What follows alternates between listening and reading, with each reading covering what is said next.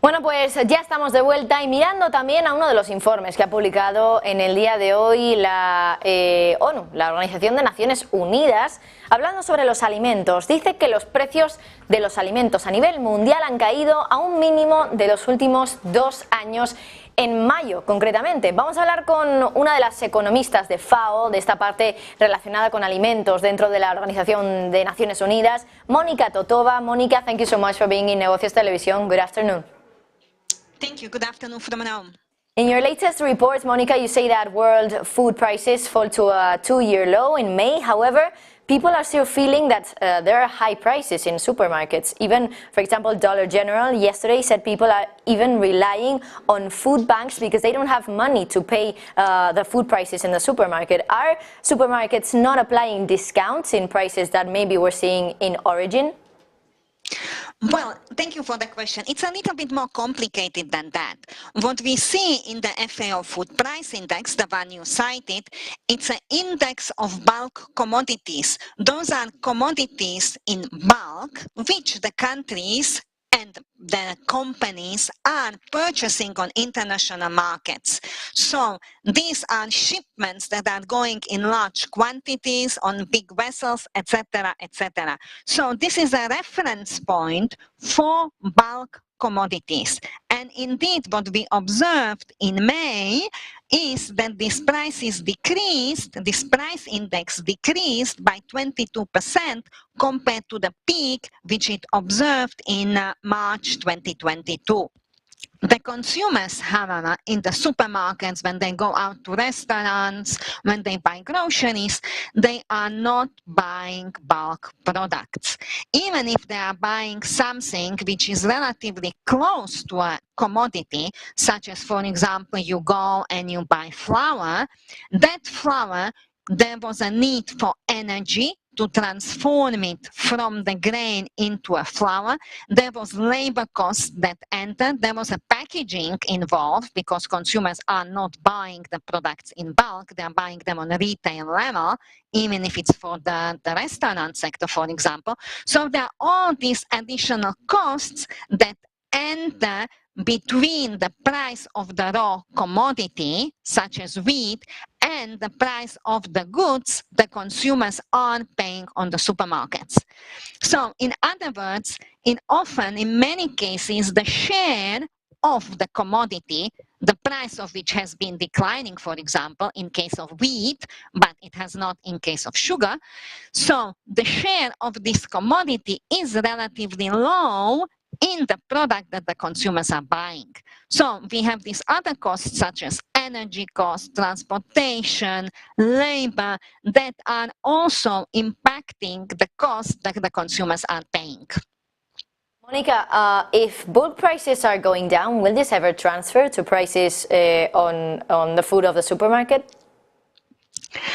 Well, it probably will eventually, right? But you also need to remember that the prices, for example, if we are talking about a price of pasta, for example, or flour, or something that was, there is a significant amount of the raw commodity, so the producer probably bought the wheat to make this product when the prices were much higher. So they are using the supplies that they bought at a much higher price, and therefore they might need to ask for a higher price at the supermarket. Often, the commodities do have to have a pretty long shelf life.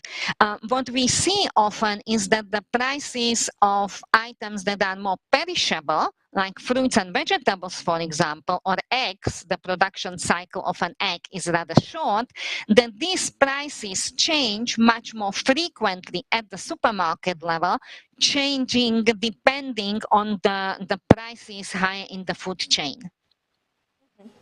You spoke about sugar, you spoke about eggs. Monica, which foods are registering the biggest decline and which are still going up now?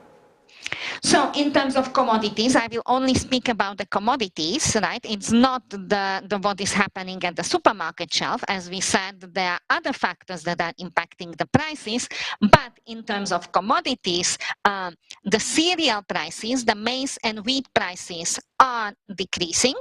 So what this means, for example, the maize prices, most of the maize in Europe is used for feed.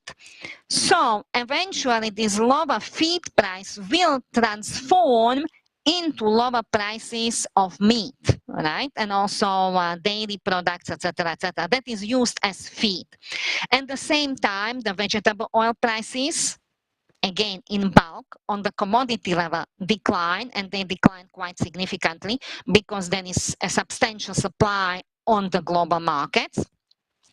On the other hand, the sugar prices on the commodity level in bulk have been increasing. They increased 5%, a little bit over 5% in April, and more than 30% compared to 1 year ago. And this is because on the global markets, there are concerns about the tight availabilities over what the impact of the El Nino phenomenon is going to be on the next season of the sugar, of the crops that are used to produce sugar. Monica, last question. Is this decline in food prices in bulk, as you said, the signal that we are not going to have a food crisis in the world? Well, it is a good sign that the prices are decreasing, or at least, globally, when I talk about the prices decreasing, it's the overall index, which is a composite index. We have cereals, the oilseeds, dairy, meat, and sugar.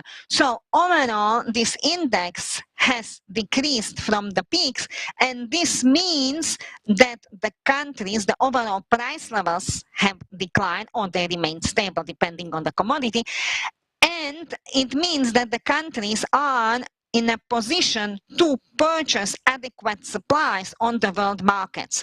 Whether there will be food crisis or not in the world, it also depends on many other factors. For example, many food crises in the world are caused by conflicts, right? So if there is a conflict, the countries, it impacts the economic growth in the country, it impacts the ability of the country to secure enough food, but also to provide the people in the country with sufficient amounts of food. So there are many other factors that are also in place.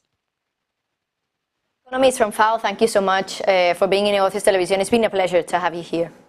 Thank you for having me.